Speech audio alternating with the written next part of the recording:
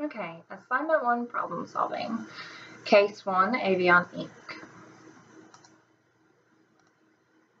The summary of the case study: Avion Inc. discovered that there were issues with material quality and delivery time from their supplier, Foster Technologies.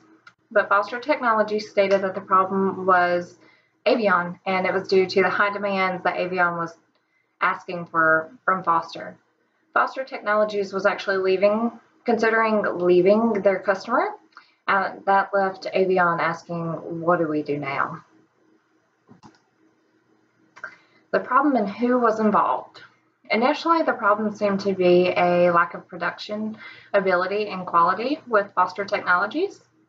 The actual problem or the root problem seemed to come down to Avion and their inconsiderate demands that they were making to Foster Technologies. They were demanding a product quantity of 4,000 when they were actually only contracted for 2,500, and Foster only had the ability to create 3,500 products in the time frame that they had. They were also asking for a 10-day time frame, which was shorter than the 14-day time frame that Foster's was capable of.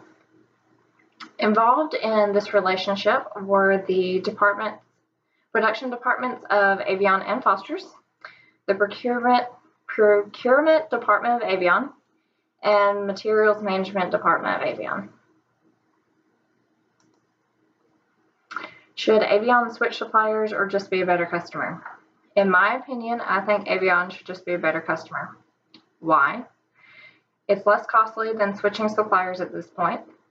The process of switching could cause a major disruption within the entire supply chain, especially since they're so interconnected to this one supplier. It could result in a possible revenue loss for Avion if they were to switch.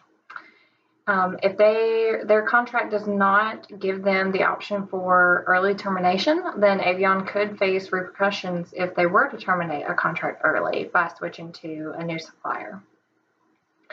But I think they can be a better customer. So how can they be a better customer? They could communicate, definitely communicate, open the lines of the communication both internally and externally with their suppliers, with their teams, and they need to not demand a product capabilities of their supplier that they just can't reach. They don't need to exceed their supplier's capability with unreasonable and uncontracted demands. They definitely should stick to their contract instead of switching. Avion's demand for a shorter time frame on their one supplier. Why would Avion Inc. push for a shorter time production and delivery time frame from Foster's? Well, they could be possibly asking for the shorter lead time to increase their revenues. They could be trying to prevent a stock out. They could be trying to smooth out their processes internally and their operations internally.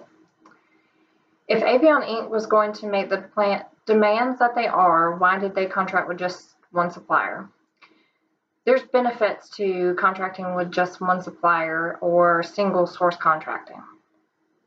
There's a consolidation of products. They are outsourcing for production if they use just one supplier. They have a consistent quality. If they were to contract with just one supplier, they know what they're going to get. There's ease in maintaining a relationship with that supplier and maintaining that communication with that supplier. It's a lot easier to keep up with just one person than it is with 5. And then they also have the opportunity for discounts.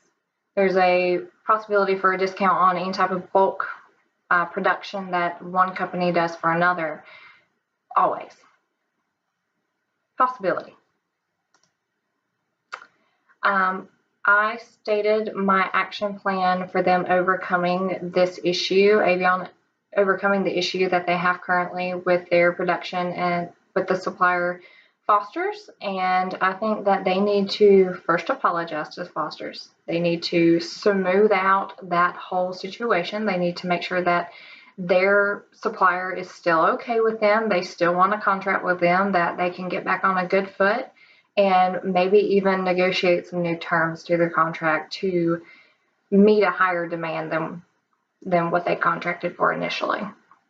I also think they need to evaluate their processes internally, because there's obviously some type of issue or miscommunication, or there's not a set process for how they determine what they need after a contract is created, or else they wouldn't be asking for such an unreasonable number from Foster's, and everyone would be talking, and there would be no miscommunication. There would be no not knowing that there's issues if they had different processes and were different internally, as well as, you know, then later contracting. I think they need to open communication. They need to make sure that their teams have open communication between one another. It would stop with the miscommunication of one team thought that they were only contracted for $2,500 and that's what they were getting. Another team's demanding $4,000 from a supplier that can only, you know, handle 3,500 products.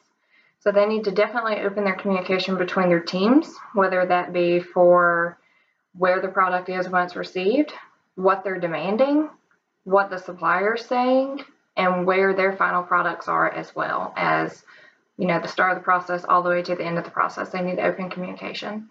They also need a better way to communicate with their suppliers. That way there's no miscommunication between the teams internally and what they're telling the one supplier. So they definitely need to open communications on all fronts, and maybe even implement a software that has all of that information in one place, centralized. Possibility. But then I think they lastly need to consider helping to develop their supplier so that that supplier can meet their demands when they do grow and they do need a larger product quantity as they grow, as Avion grows. So if they develop Foster's, Foster's can then house and create the product number that they need, and then Avion can, you know, grow on their end and make more revenues. So I definitely think they need to consider developing their supplier. And that is my action plan for Avion. And here's my references.